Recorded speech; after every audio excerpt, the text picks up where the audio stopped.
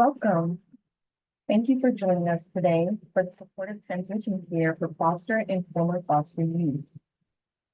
My name is Danielle Dobbins, Director of Programs with the School-Based Health Alliance. I'll be co-moderating this session with Stephanie Hamilton, Co-Director of the National Center for Medical and Legal Partnership. The School-Based Health Alliance, in partnership with the National Center for Medical and Legal Partnership, and in consultation with the National LGBTQI+ Health and Education Center, welcome you for this session today. We'd like to first acknowledge our funders for the webinar, Health Resources and Services Administration, and now we'd like to jump into just a few housekeeping items. All of you will remain on mute for today's webinar, but we still want to hear from you. So if you have any questions, we'd like to use the questions and answer pane. To be able to activate captions, please be sure to select the live transcript and show the subtitle options.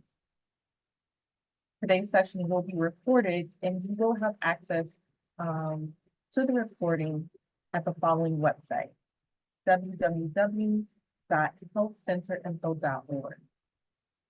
If you do have any questions or need assistance in accessing any of the features mentioned, please send any of the hosts or panelists a chat and we'll be happy to help you.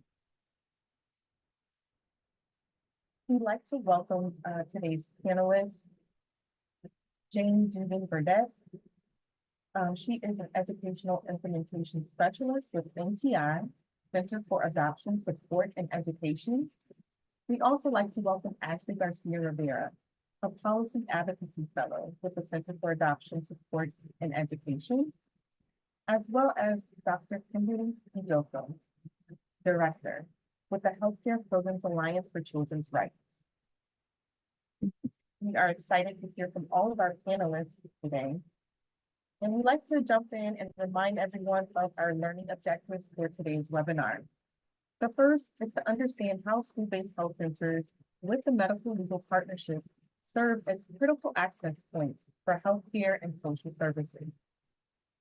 We also hope today that you walk away with knowledge and/or increased capacity to address the specific health needs and disparities faced by current and former foster youth, highlighting LGBTQI+ youth. And also, we hope that you learn some promising practices for integrating supportive transition care services, ones that improve health and social outcomes for foster and former foster youth. To get started, I'd just like to tell you a little bit about the School-Based Health Alliance, who we are and what we do. The School-Based Health Alliance is a DC-based nonprofit that serves as the national voice for school-based healthcare. Since 1995, the School-Based Health Alliance has supported and advocated for high-quality healthcare in schools. Our focus includes policy, standards, data, and training that support and grows school-based healthcare, particularly school-based health centers. We provide technical assistance and training to the school-based healthcare field, and we support the improvement of students' health via school-based healthcare by supporting and creating community and school partnerships. The School-Based Health Alliance's mission is to improve the health status of children in need by advancing and advocating for school-based healthcare. Next slide, please. Our vision is to strive to create communities where all children and youth are healthy and successfully learning to thrive in life, where children are accessing everything they need to reach their highest potential, live in safe, thriving homes and neighborhoods, and live among adults who value, care for, and protect them. And where children and youth have a sense of self-worth, value, and agency around their own wellness. At the School-Based Health Alliance, we believe that all children and adolescents deserve to thrive. But too many struggle because they lack equitable access to healthcare services. School-based healthcare is the solution, bringing healthcare to where students already spend the majority of their time at school. When schools, families, students, and the community work together, we believe students win.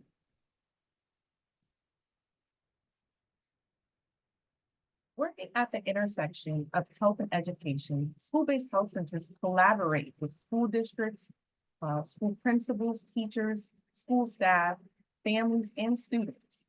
A healthcare organization, very often a community health center, operates the school-based health center through an agreement with the school. A school-based health center is a robust form of school-based healthcare in which primary care services are available to students in a location on or near a school campus. Most school-based health centers are open full-time, and most offer additional services like behavioral health, oral health, vision care. They offer an ideal model for school-based healthcare because they remove barriers to access, treating children in a convenient, easily accessible location in a safe and nurturing setting. School-based health centers are associated with improved student, school staff, and community health literacy and outcomes, as well as positive educational outcomes, including reduced absenteeism, decreased disciplinary actions, as well as suspensions, and improved graduation rates. School-based health centers are an established, evidence-based intervention to improve health equity. Next slide. With all the puzzle pieces come together, you have a successful school-based health center. Whether it's access, the school-based health center assures students access to healthcare and support services to help them thrive, and student focus. The school-based health center team and the services are organized around relevant health issues impacting student well-being and academic success. It offers high-quality care. It's a collaborative effort. The school-based health center, although governed and administered separately from the school, it works collaboratively with the educational environment and really supports the school's mission of student success. The school-based health center engages with the school to participate, support, and improve a culture of health across the school community. It coordinates with other systems of care, and the school-based health center employs sound management practices to ensure a sustainable business. Next slide.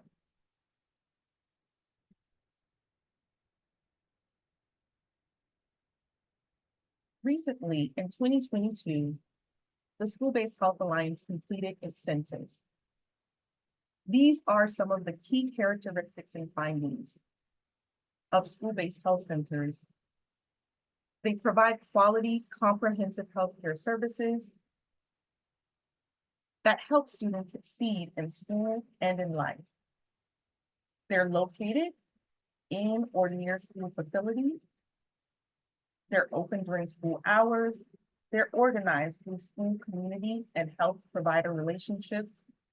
They're staffed by qualified healthcare professionals, and they're really focused on prevention, early identification, and treatment of medical and behavioral concerns. Next slide. Today, you'll hear more about what is made possible for students when health and education partners work together. Next slide, please. Here's a visual that really identifies all the additional supports that school-based health center provides to students and families.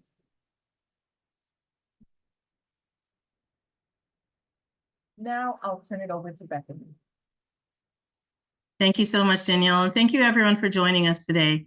What I'd like to add to the conversation is just helping people better understand how medical legal partnership can really enhance school-based health centers as a critical access point for both healthcare and social services.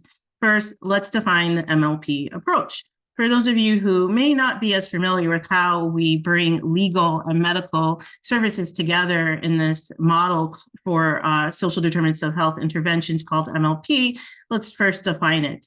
This is a very flexible, evidence-based intervention where both legal and healthcare professionals collaborate to help the patients resolve their social, economic, and environmental factors or needs that really contribute to what you're seeing in healthcare as health disparities or unimproved health outcomes, and they have a remedy in civil law. The typical medical legal partnership, or MLP, has a lawyer in residence. In other words, someone who's on site at the healthcare facility. This could be a lawyer combined with a paralegal, just a lawyer who has some borrowed space at the site to deliver services or conduct legal needs screening. The organizations also have a formal agreement with regard to their partnership. So you may be familiar, if you do have an MLP, with an MOU in place that not only names the organizations, but really spells out what you're going to get done as partners for these patients. Speaking of the patients, you've also defined, if you are going to provide a focused effort on a population, who that population is. So for example, for school-based health centers, maybe you're actually saying that you are serving school-based health center patients and families, or foster youth. You're also screening patients for health-harming legal needs. You may not initially assess this or determine that it's a legal need, but you're conducting social needs screenings, and through an MLP, you're able to ascertain which of those social needs are health-harming legal needs. You have dedicated legal staffing who are identified as the folks who are the lawyers in residence. The MLP also engages in trainings for healthcare providers to help those team members better understand what are the common social needs and drivers that can be addressed through legal expertise and services. You're agreeing on how you're going to share and exchange information between organizations. And as we've found out time and time again, by speaking with medical legal partnerships around the country, dedicated and designated financial resources for the medical legal partnership is a core component of a successful medical legal partnership. Let's talk next about what sorts of activities are getting done by these medical legal partnerships around the country. Number one, and several of you are familiar with this graphic on the screen, medical legal partnerships are indeed providing legal assistance to help patients address those legal needs. As I mentioned in the prior slide in this presentation, they're also conducting trainings to really help build capacity, knowledge, and skills, and really strengthen that health center workforce as it's related to the response to social determinants of health. Also, they are engaging in the sorts of changes that really help to improve your clinical workflows and your delivery systems. And then finally, as they go further upstream in their strategies and approaches, MLPs are also engaging in policy change strategies. So these are some of the more systemic changes that a medical legal partnership may carry out, perhaps as a result of providing legal assistance to one or a few patients. And they've discovered that an administrative or regulatory or legislative barrier or policy change is necessary to help improve outcomes for an entire community or population. Ultimately, the impact of these activities fall into about three primary buckets. You are able to see healthier patients. You're able to develop a stronger workforce, both on the healthcare and the legal side. And then you're able to finally see outcomes that really improve health equity. On the next slide, we'll talk a little bit about how HRSA views medical legal partnerships. So for those who are not tuning in from a health center, when we talk about health centers, school-based health centers, or other types of health centers, federally qualified health centers in general, we're talking about a program under Section 330 of the Public Health Services Act. It's a part of the war on poverty, similar to the legal aid community or civil legal services. For school-based health centers in particular, there are actually about 3,200 school-based health center sites around the country that make up the subset of 1,400 health center organizations with 15,000 sites around the United States. All of those who fall under the health center program are providing comprehensive, high-quality primary care and preventative services. If you're part of the health center provider network around the country, you're also, in addition to providing medical services, what's called enabling services. And in 2014, HRSA made a policy change to make sure that they defined as a part of enabling services the provision of or connecting people to civil legal aid services. And this was an effort that they made to really help accelerate and advance and adopt the MLP approach. And we did see tremendous growth in MLPs as a result of this policy change. A quick snapshot of the patient population that is assisted by all health centers is on the right most column of the table on the screen. And you can see that health centers provide care to over 8.8 million children. And we'll talk a little bit more about what sorts of services are provided, particularly in the category of MLP services. Let's go to the next slide. Okay, so for the types of services that are being provided by this really rapidly growing sector of medical legal partnerships as health centers, we still see, as the legal aid community is familiar with, a prevalence in the category of housing and utilities. Next is public benefits. Then we see family law issues being addressed. And fourth, in the MLP environmental scan that NCMLP conducted, we see the category of immigration law issues being addressed by MLPs. According to our recent scan conducted and reported on in 2022, we know that of the about 500 medical legal partnerships of all types around the country, about 150 to 200 are operated by health centers. So kudos to the health center movement. You continue to lead in this space and are joined by your partners at hospitals, VA medical centers, and other types of healthcare provider entities. Let's go to the next slide. We want to provide to the audience today some examples of how legal services can really help healthcare better address social needs for school-based health center youth. So I'll just highlight a few of the examples on the next two slides. First, when we talk about access to care, it's of course very important to ensure that someone has the ability to pay for that care. And we know that if you are low income, costs are automatically a barrier, but health centers are a part of a mission and are mandated to ensure that folks are screened for eligibility for insurance or other coverage benefits. Medical legal partnerships can come in as extremely helpful in terms of removing some of those barriers to insurance and access to care, such as ensuring that emergency access insurance for benefits are provided to patients. And you know that by increasing access to insurance benefits, people are accessing care and they're able to better receive care and treatment for illnesses such as those that are more acute in nature or chronic and hadn't been addressed and could be exacerbated by lack of access and end up in more expensive and costly avoidable places for care, such as emergency room settings. On the next slide, a couple of additional examples of how legal services helps to address social needs for the school-based health center youth population.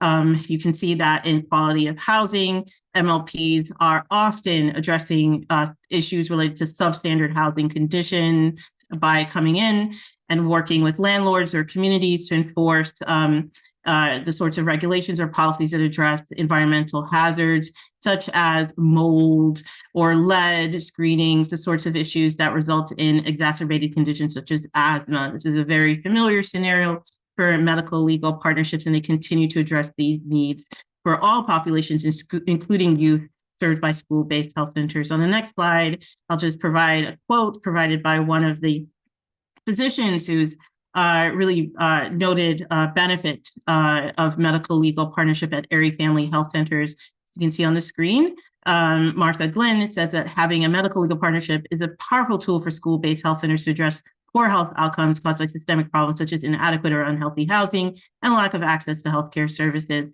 And they have a unique opportunity to, because of their MLP, assist students and families and break down those systemic barriers to health and education. I'm now going to pass it over to our colleague, Sarah Mitnick, to be able to present on the specific subpopulation of LGBTQIA+ youth. Sarah, all yours. Thanks, Bethany. Hi, I'm Sarah, and I work with the National LGBTQIA+ Health Education Center, which is based at Fenway Health, which is in Boston, Massachusetts. And we provide educational programs, resources, consultation to healthcare organizations with the goal of optimizing quality, cost-effective healthcare for the LGBTQIA+ population. Next slide. I'm going to provide a little bit of background specifically about LGBTQIA+ youth in foster care and the child welfare system. So LGBTQIA+ youth enter the child welfare system for reasons like those of other children and youth, and that is their birth families cannot provide a safe, stable, and nurturing home. In some cases, families reject neglect, or abuse young people when they learn that their identity is LGBTQIA+, or if they're questioning their romantic, sexual orientation, or gender identity. LGBTQIA+ youth are overrepresented in child welfare systems, even though they're likely to be underreported because they risk harassment and abuse if their LGBTQIA+ identity is disclosed. Studies have found that about 30% of youth in foster care identify as LGBTQ and 5% as transgender. LGBTQIA+ youth of color are disproportionately overrepresented in the child welfare system and stay longer in child welfare systems, while also having an increased risk of experiencing discrimination and violence compared to their peers. Many LGBTQIA+ youth experience multiple disrupted placements, compounding the trauma associated with leaving their families of origin and increasing the chances of homelessness. You can go to the next slide. One study found that 65% of LGBTQIA+ youth experiencing homelessness had lived in group or foster homes, and that 39% of these youth had been forced to leave their homes because of their sexual orientation or gender identity. Furthermore, LGBTQIA+ youth in foster care are less likely than other youth to find a permanent home, whether through reunification with their birth or kin families or through adoption. Professionals who work with youth need to understand the lives and unique challenges of the LGBTQIA+ youth they serve and the implications of policies, practices, and organizational climates on their experiences and outcomes. So that's my bit. I'm going to pass it back over to MLP. Thank you so much. I'm going to immediately pass it over to our friend and special guest, Jane Dugan-Burdette and Ashley Garcia-Rivera from the NTI Center for Adoption, Support, and Education for their presentation. And to the audience, please feel free to use either the chat or the Q&A to share your questions or comments. Jane and Ashley, thank you so much. Thanks for having us. We really appreciate it. And this presentation is really going to focus on the unique needs of the LGBTQ+ youth and adolescents in foster care. Next slide, please. So we are the Center for Adoption, Support, and Education, and we're a nonprofit, and we provide direct clinical services to families and children experiencing adoption, foster care, guardianship placement. Next slide. We have been around we just celebrated our 25th year, and we've been combining best practices with innovative, highly specialized trauma-informed adoption competent trainings to students and families, kids, youth in foster care and adoption and guardianship placement. Next slide. Part of CASE is our National Training Institute, which is our NTI, and that provides training for caseworkers, mental health providers, school-based mental health providers, including school nurses, psychologists, social workers, teachers, admin, and school counselors. And next slide. Thank you. I'm going to pass the presentation over to Ashley Garcia-Rivera, who is our Policy Advocacy Fellow, and she's going to share some lived experience. Ashley? Hello, everybody. My name is Ashley. As you can see, I am a person of lived experience in the foster care system. I was adopted at the age of 15, and I'm going to try to share two stories of my lived experience. One related more towards educational background and one during my time in foster care with my foster parent. The first one will be about my teacher. So now being in this realm of sharing this new NTI educational training, I can now voice my own lived experience due to the fact that when I was in high school, my teacher wasn't very aware how to navigate my triggers or certain things that during the academic environment did to me. So now having to share this information, I feel as though teachers are very important individuals and that impact foster care kids' lives. And I wish that at the time he was well aware of how to basically have the skills to help me instead of telling me, hey, we have to write a genocide report and I'm sorry you have triggers, but that is just how life is. So I wish the training was around for during that time. My second story is more in the fact that I also identify part of the community of LGBTQ. And at the time I was 13 in foster care, I wasn't aware that I was going to identify as that.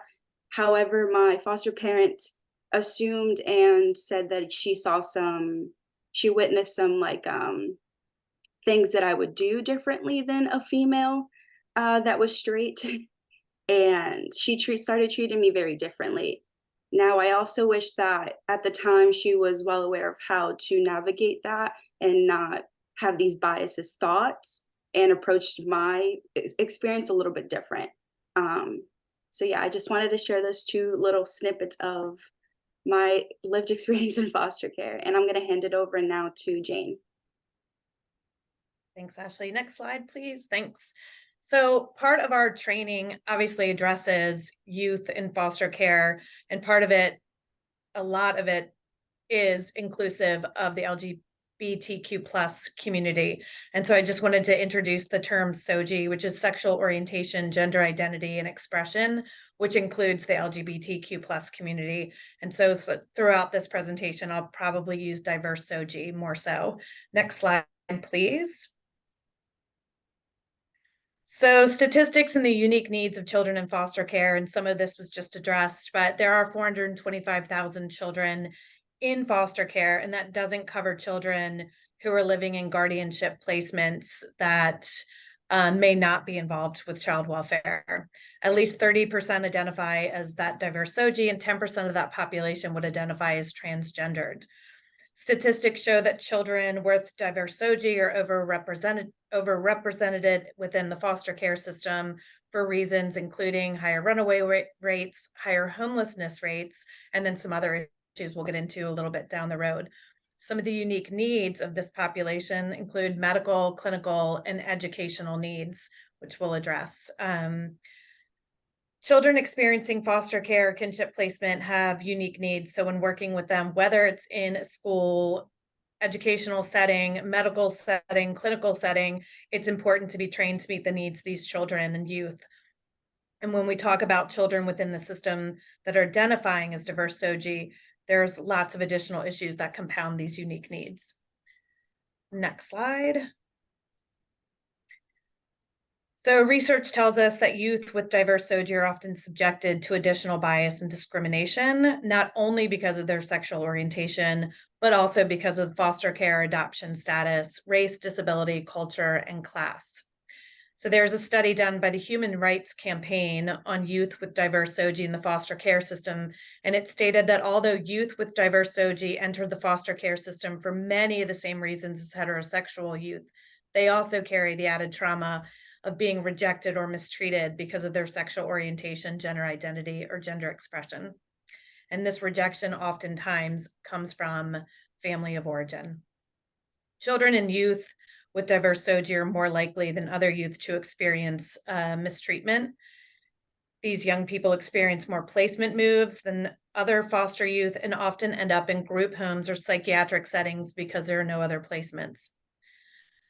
The same study of the Human Rights Campaign showed that this population, foster care, have also reported harassment by peers in their placement settings, discomfort or rejection among foster parents, agency staff, and lack of services to meet specific developmental healthcare and mental health needs. This instability and maltreatment exacerbates any of the mental health issues these youth might have already come into the system with, and can create more mental health issues that are a direct response to these experiences. I'd be remiss without addressing the Adverse Childhood Experience Scale, the ACEs, which has been proven, especially in this population, to add additional mental health and additional physical and educational issues. In many cases, caregivers are unsure of how to take care of youth. Next slide, please. Sorry. In many cases, caregivers are unsure about how to take care of youth in this population and may be afraid that they are not prepared and oftentimes overlook children for placement within their homes. Next slide, please. So there are several risk factors that affect mental health for this population, the youth with diverse SOGI. And many of them kind of come up and are exacerbated because of all these circumstances. Next slide, please. So some of these risk factors include hostility from the community and/or peers. There's verbal, physical, sexual, or emotional abuse. There's victimization by others. There's medical neglect, systemic sexism, homophobia and transphobia, homelessness due to the high runaway rate, being subjected to religious proselytizing, which is something sometimes the foster care system overlooks, placing kids and youth in homes and not addressing some of these bigger issues, such as this religious piece. There's also the breach of confidentiality and being outed without consent. This is one of the biggest issues that we see in the foster care system because there's oftentimes so many people involved in these cases. There's GALs, there are caseworkers, teachers, admin, medical professionals in school-based health settings. And so intentionally or not, oftentimes confidentiality is breached and there's sometimes this of the being outed. And so we need to be really cognizant of that. Next slide, please. There's also differential treatment in dating relationships or in sharing rooms, as Ashley just discussed, with another youth in the same sex. There's multiple placements due to non-acceptance. There's lack of cultural competence and inappropriate response by systems of care. So again, this training that we have through the National Institute is really trying to make school-based mental health professionals, school-based health facilities, and clinicians in all aspects competent in adoption and foster care. There's also a shortage of LGBTQ+ affirming foster and adoptive and guardianship families, which should be addressed. Next slide. So if these issues, these bigger issues go unrecognized and they're not addressed, then research has indicated that youth will have higher rates of suicidality, higher rates of depression, self-harming behaviors, sexual risk behaviors, and compromised interpersonal relationships. When we're addressing foster care youth in general, we're already talking about a compromised interpersonal relationship due to multiple placements, changes in schools, not being able to build those connections with peers or with people in the educational setting, their teachers, and or clinical setting, the school-based health centers. Next slide, please. So diverse SOGI and youth of color and culture in foster care. So oftentimes students, youth of color and LGBTQ+ are placed in trans-racial or transcultural homes. And so there's this idea of I'm the only one. And this can be a very lonely place, which only exacerbates some of those other risk factors. Various cultures and religions have different outlooks on sexual orientation, gender identity, and gender expression. In many American, Indian, and Alaska Native tribes, a person who has same gender attraction or varying gender identities is historically valued as having special insights or sensitivities. Now, absolute opposite can occur in other cultures, having the opposite belief and very negative and stigmatizing views. Young people are often forming their identity in the midst of these conflicting cultural and religious views. And for youth, this can be a very lonely place. And again, loneliness at this stage can only exacerbate and put them at risk for higher significant mental health concerns. So exploring these issues as anyone who's part of the caretaking team is extremely important. Next slide, please. So offering whole person support. So this is how we as people in these youth and children's lives can help. Youth who are experiencing foster care are oftentimes targets of bullying. Students with diverse SOGI are often targets of the same, but also discrimination and sometimes violence. Making sure our school-based professionals, it is important to support students coming into our clinics, schools, offices. And some of the things we kind of talk about to support them Youth experiencing foster care, especially youth who identify in diverse SOGI, may not have had a positive experience within the child welfare system or traditional institutions such as schools and school clinics. So including questions about sexual orientation, gender identity, and gender expression as a part of a standard assessment for all youth would be helpful. We'd also encourage you to listen empathetically to what youth say about their life experiences, support youth in discussing their identity with their adoptive or guardianship parents if they so choose. Again, being really mindful as to not out anyone who doesn't want to be outed. Be supportive and do not judge, and be aware of our own biases. As people who are working within the school systems, whether it's school nurse, doctor, clinician, it's really important to be aware of our own reactions, our own biases to the people we encounter. So the NTI training addresses some of this, and there's some tools and resources to help you as someone supporting this population in how to identify our own biases. Focus on the youth as a whole person and not just their sexual orientation, gender identity, or expression. We encourage you to ask questions and certainly don't pretend to know. I think it's easier to ask than to ignore. Connect students to organizations who are supportive of the LGBTQ+ community and the youth culture. And we have resources throughout our National Training Institute training. Throughout that, we offer all kinds of resources. If youth have not revealed their sexual orientation to significant others, it's not our place to do so. Be willing to have a conversation, meaning I talk about this with all my students type of thing. Next slide, I'm going to hand it back over to Ashley. Thanks, Ashley. Of course. So as I mentioned before, I didn't have a positive experience in regards of my sexual orientation. I was outed even before I even knew myself. So here are some questions that I wish that the foster parent at the time would have asked me instead of making those biases assumptions. First one is, tell me about who is important in your life. What do you do together? I feel like this question is very important just to get the low ground of the mid ground of understanding where the kid is coming from and just trying to start that conversation. Then another one I'm going to share is, are you currently dating, sexually active, or in a relationship? I feel like this question is also important just to get a sense of where that foster kid is coming from. And then another one I'll share that I would love someone to ask me when I was in that position is, have you ever felt confused? Or have you ever concern related to your gender identity, sexual orientation, or gender expression?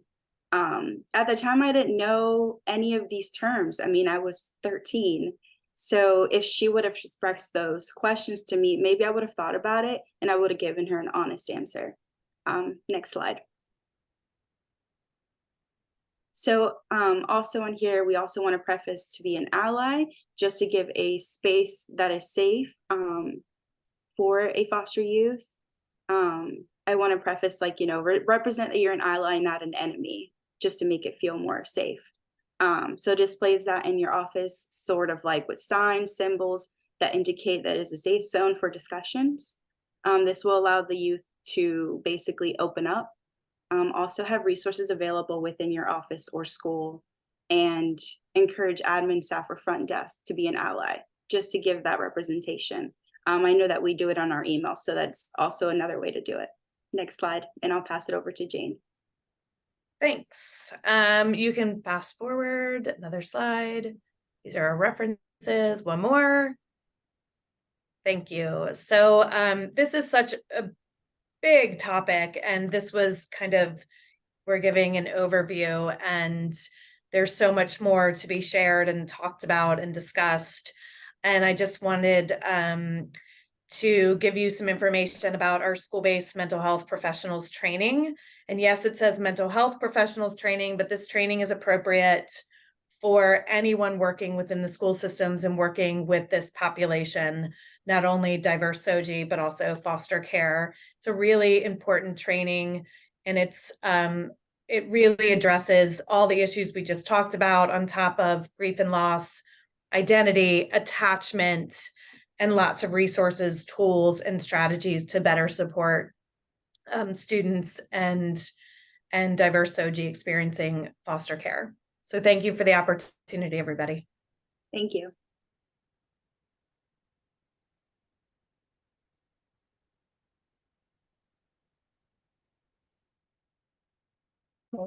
Ashley, thank you so much for sharing a lot of great information. So I hope all of our attendees are make sure that you access the website following today's presentation. So you can download some of that information, the questions, and take part in the training that's available. We'll now turn the presentation over to Dr. Idoko. Thank you.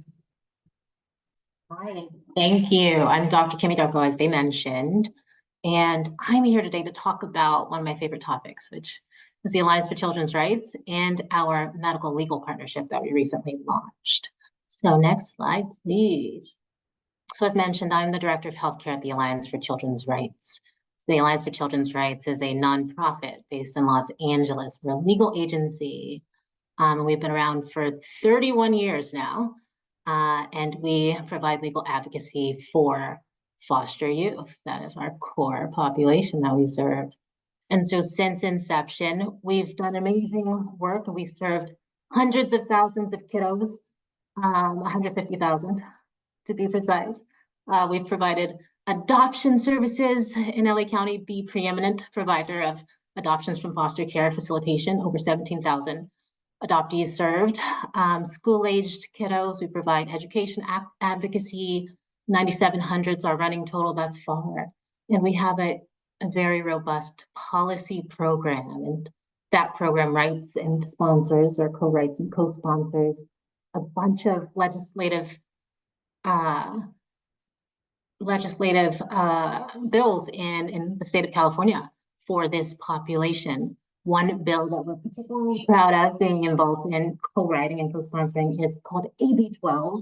And back in 2012, we successfully passed AB 12 in California, which extended foster care to the age of 21. So the Alliance for Children's Rights has been serving this population for decades and leading the charge and the good work. Next slide, please. And so in the last year, this is just some more statistics. We have 7 programs and growing at the Alliance. Our advocates number about 65 to date. And so we've got an adoptions program that in the last year has finalized over 500 adoptions. We've got an education program that's our flagship program with a handful of attorneys as well as legal assistants. They provide early intervention service advocacy, and they've done so for more than 150 kiddos in the last year, as well as school-aged advocacy, and they've done so for more than 700 children in the last year. We have a benefits program. We've got a healthcare program that I direct. We've got an SSI, Supplemental Security Income program. Our benefits and healthcare programs have served 950 families and advocated for benefits and healthcare access in the last year. And all of our programs, a core component of the services that we provide are trainings to various partners, courts, agencies, schools, communities. And we've trained 7,000 plus partners in the last year alone. Next slide, please. So the medical legal partnership at the Alliance. Basically, today we're talking about transition age youth, and the Alliance's medical legal partnership really today, what I'm talking about is how we're a case study for how we might be able to serve transition age youth, both their social and legal needs, the unmet ones, through a medical legal partnership as we've been doing. So back in March 2023, we launched our medical legal partnership at the Alliance. And so our medical partner is one of the 7 hub clinics in Los Angeles County. And for those who are unfamiliar with LA County and how our foster clinics are set up, we've got 7 clinics throughout the county. Every Department of Children and Family Services involved youth is assigned to a hub clinic. The Martin Luther King Jr. Outpatient Center is one such clinic, and they are our partner. As I mentioned, the Alliance is focused in foster youth. and the hub clinics in LA County are only serving foster youth. So it was a natural opportunity for collaboration because there's overlap in terms of our target population. And that's the only population that the hub clinics serve. And then since inception, about 8.5 months ago at this point, we've been able to serve more than 160 patients through this partnership. About 10% of whom have been transition age youth. That's kind of the running total at this point. And so as I mentioned, the Alliance has 7 programs and counting.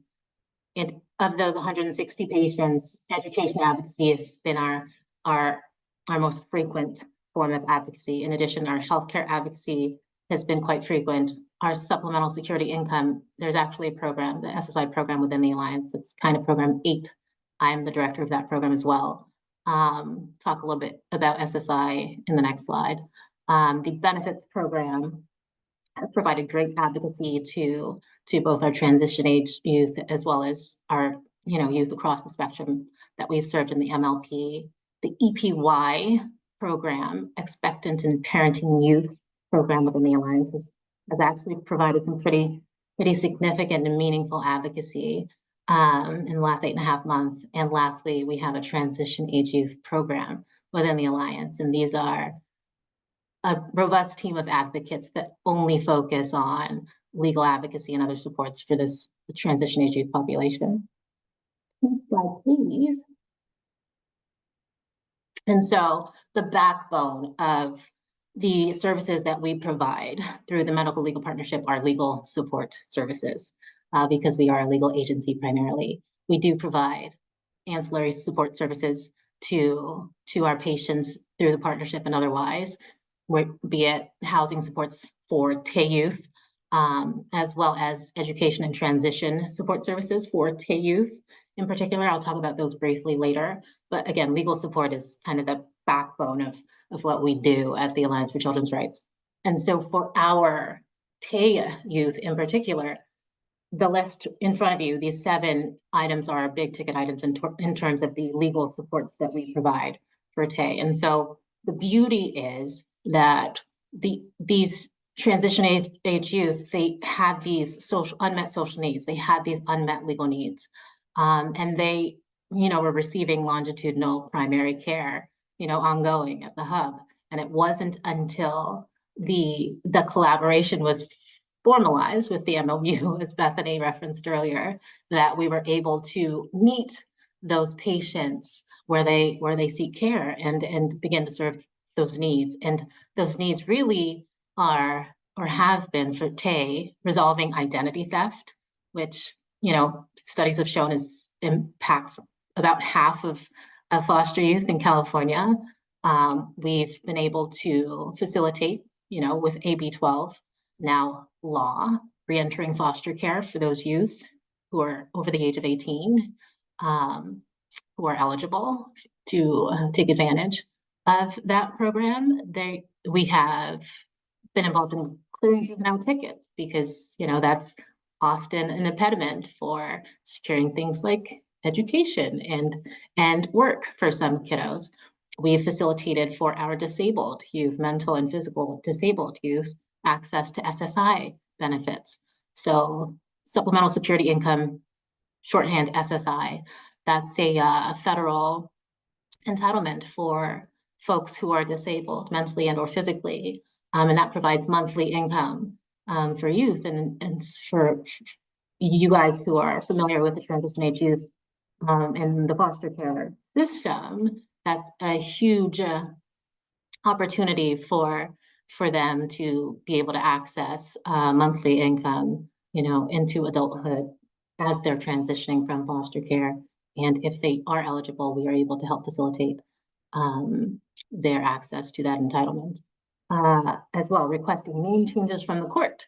We have attorneys at the Alliance. That's the backbone of our agency, and so we're able to facilitate things like name changes, facilitate things like obtaining birth certificates or changing erroneous birth certificates, and lastly, emancipation support. We provide advocacy for folks who are eligible and wish to pursue emancipation for various reasons. Next slide, please.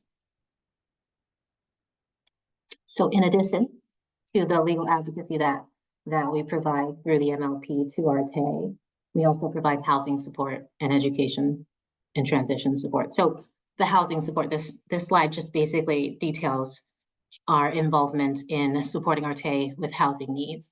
So there are various housing programs in LA County to meet the needs of TAE in various contexts. We help facilitate applications to these housing programs. We help TAE understand their eligibility to the various housing programs. We separately, if TAE are in jeopardy of being discharged from their current housing, we are able to help them advocate for maintaining their placements, their housing, excuse me.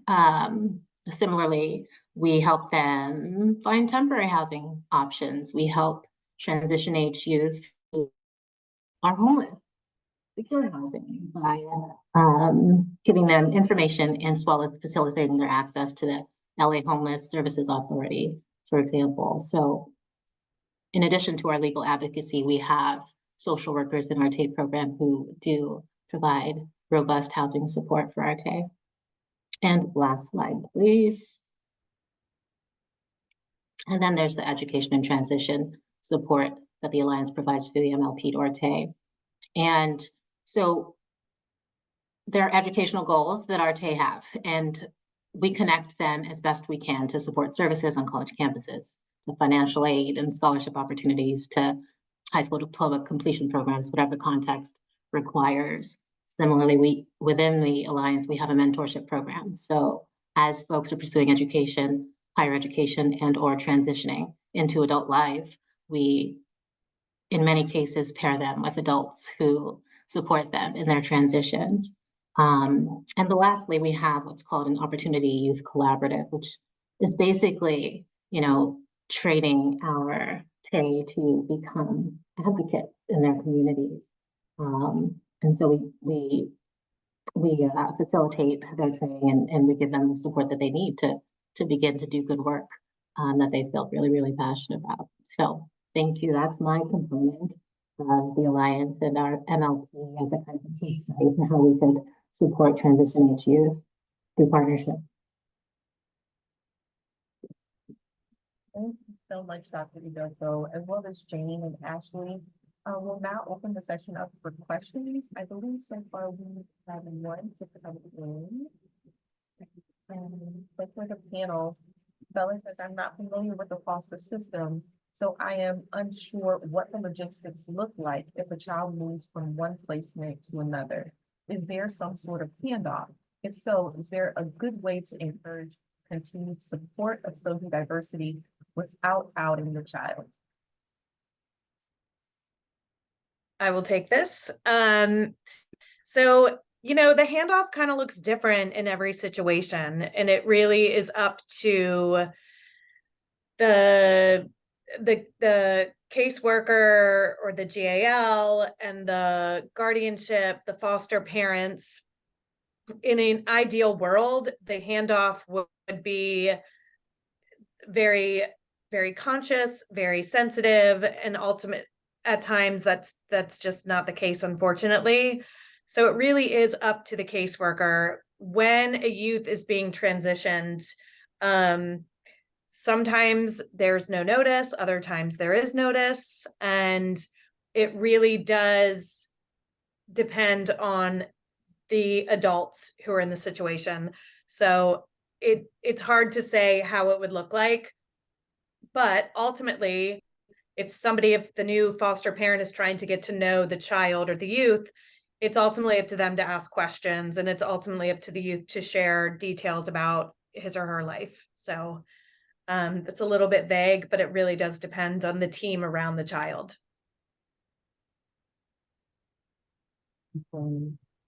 A question for Dr. Idoko. Where do you receive the funding for your fabulous program? Thank you. Thank you for calling it fabulous. So we are a legal agency and we have 8 programs. And so there are buckets of funding, if you will. There are general purpose funds right? We have a development team as well, not a program, but a team that helps us apply for grants and et cetera. There are general purpose funds, and then there are MLP specific funds. But I won't bore you with the details, but we basically rely on 2 private foundations now for our MLP specific funding, but being that we draw on the resources of the entire organization, we do, tap into general purpose funds as necessary to meet our goals. Thank you. Another question for you. Sarah works at the research center and wonders if you have any research needs that an institution or school could help you out with. So off the top of my head, I can't think of immediate research needs. However, I know that we're, providing my information in some medium after this presentation. Obviously, feel free to be in touch with me and I can give that some more thought. Thank you. Another question to the panel, do kids still need a suitcase? Years ago, I would call a suitcase campaign. I can actually answer that. So it depends on each state. I will tell you that I run a small organization called Suitcases, where I donate duffel bags to local agencies. So honestly, it all depends on each state. When I was in the care, I did receive a trash bag, not a suitcase. We're definitely, as a society, hopefully turning the corner on that, and with help, people like Ashley, who start these small little organizations, which I so appreciate. Hopefully, when we know better, we do better. So we're trying to get away from this idea of not having a suitcase and not having the duffel bag to travel with. Thank you for that question, Teresa. Do we have any other questions? I'm gonna remind the audience that we're keeping track of questions coming in via the chat as well as in Q&A, so feel free to share.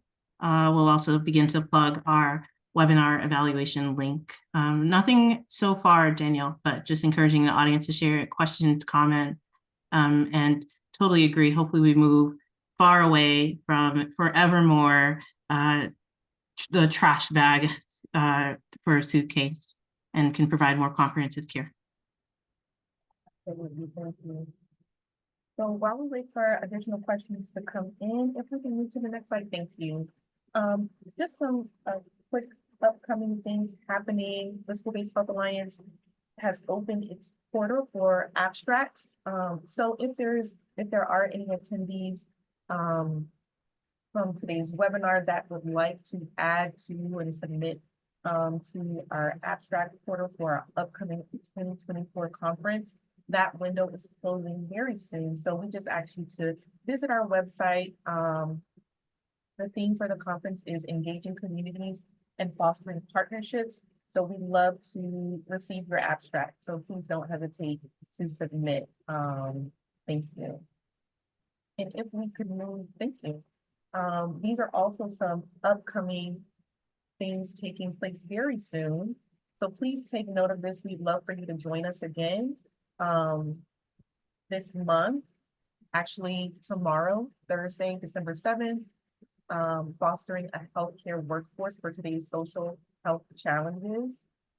And then January 2024, MLP in action, using MLP to understand and address the health harming effects of climate change, as well as health center emergency preparedness for survivors of IPV plus exploitation. It's a multidisciplinary collaboration to address the legal needs. Any other questions, let's start? Yeah, Danielle, there was one question that came in via the Q&A. I'll read it out for convenience. Dr. Idoko, this is directed towards you. I just want to note for anyone on the panel that may want to take a stab at it, feel free to chime in as well. Dr. Idoko, have you found a way to coordinate between the transition advocacy your organization offers and the transition planning that's supposed to take place under IDEA or IDEA and fostering connections? This comes in from Tamar Pearson-Brown of University of Pittsburgh. Hi, so as I mentioned, we have robust training services as a component of all of our programs, including our policy program. And so we are a very cohesive and collaborative organization. So there's inside work that we do to understand legislation and understand requirements. And then what we try to do is we try to get our partners up to speed in what those things are. So yes, short answer is yes, we collaborate. We share, we train, we teach, we try to do everything we can to support our population. Thank you. Thank you. Any last questions? Stephanie, is that it? I think that's it, but I just want to make sure everyone knows that for any of the QR codes or the URLs, all of the alphabet soup hyperlinks, we apologize for any tech issues or glitches.